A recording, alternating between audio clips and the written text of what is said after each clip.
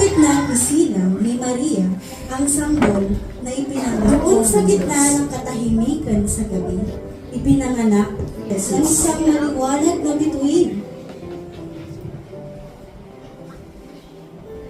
At naghandog sila ng ginto, langis, at mira bilang tanda ng paggalang at pagmamahal. Mula noon, ang kapanganakan ni Jesus ay pinagdiriwang ng buong mundo bilang Pasko. Isang araw na iyan, ang kwento ng unang Sana'y huwag magbabago.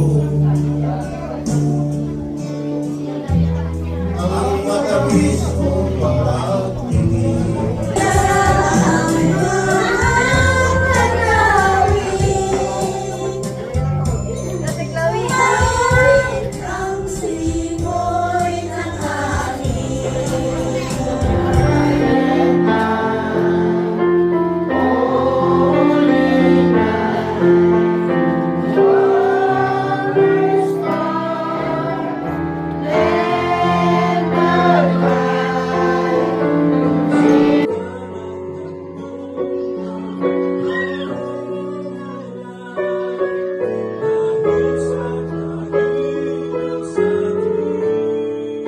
Ang Pasko ay ang araw na ipinanganak si Jesus upang patawarin ang mga kasalanan ng buong mundo. Amen po ba? Amen. Jesus is the only mediator. Si Jesus ang tanging tagapamamagitan. Amen po ba?